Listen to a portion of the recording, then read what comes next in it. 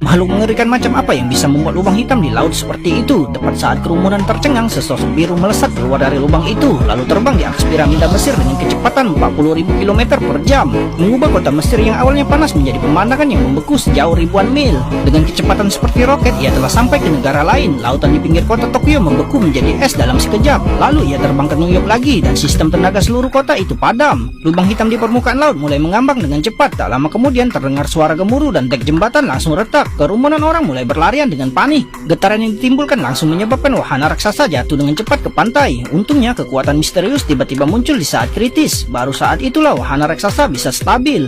Ternyata semua ini adalah ulah wanita itu. Namun menahan beban ratusan juta ton, bahkan wanita sekuat dewa pun mulai merasa lelah. Untungnya rekannya manusia batu datang tepat waktu dan ikut menanggung beban. Pada saat yang sama, manusia karet juga menggunakan kekuatan gaibnya untuk mengendalikan wahana raksasa dengan kuat. Dengan upaya bersama beberapa orang, tiang itu sejajar dengan pondasi wahana itu. Kemudian manusia api segera menyemburkan api dan akhirnya berhasil mengelas wahana raksasa dengan kuat. Namun sebelum semua senang, tanpa diduga manusia batu tiba-tiba terkejut karena seluruh wilayah laut telah mengering, hanya menyisakan lubang hitam besar yang tergeletak di tengah kota yang sangat mengerikan. Pada saat ini sosok biru itu muncul lagi. Pria itu segera berubah menjadi manusia api dan mengejarnya tanpa berpikir panjang. Tanpa diduga, makhluk itu langsung menembus gedung.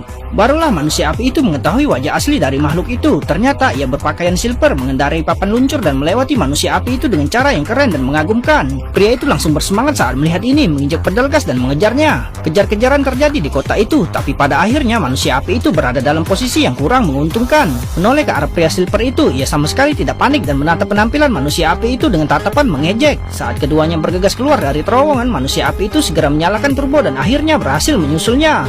Tanpa diduga, pria itu berbalik dan mencekik manusia api itu dan tanpa ampun membawa manusia api itu ke angkasa. Tanpa oksigen, pria itu bisa saja mati. Melihatnya sudah tidak berdaya di tangannya, pria perak itu melemparkannya ke tanah. Untungnya pria itu mendarat dengan selamat dan berhasil. Melihat hal ini, wanita tak kasat mata itu segera bergegas. Tapi tepat ketika ia hendak memeriksa luka-luka pria itu, ia berubah menjadi wanita api dalam sekejap mata. Yang lebih aneh lagi adalah bahwa energi tak kasat mata ditransfer ke pria itu. Melihat hal ini, pria itu segera membiarkan keduanya bersentuhan dan para wartawan mengabadikan momen tersebut. Kemudian berdasarkan analisis cermat pria itu, ia menemukan bahwa alasan situasi ini adalah bahwa pria perak itu mengganggu struktur molekul dalam tubuh manusia api itu. Mereka harus menemukan manusia silver dan menghancurkannya. Melalui penelitian lebih lanjut, ia menemukan bahwa perangkat radio elektronik dapat digunakan untuk merusak kekuatannya. Tapi ketika mereka sedang mengerahkan peralatan dengan baik, tanpa diduga manusia silver tiba-tiba datang di medan perang dan mendatangi wanita itu. Lihat ini, wanita itu segera memasang perisai pelindung dengan kuat, tapi itu sama sekali tidak berguna. Dalam keputusasaan, wanita itu menanyakan tujuannya, dan wanita itu akan membujuknya dengan hati yang lembut. Petugas militer melihat kejadian itu dengan cepat mengambil tindakan dan melepaskan tembakan. Rudal pun dilepaskan satu persatu.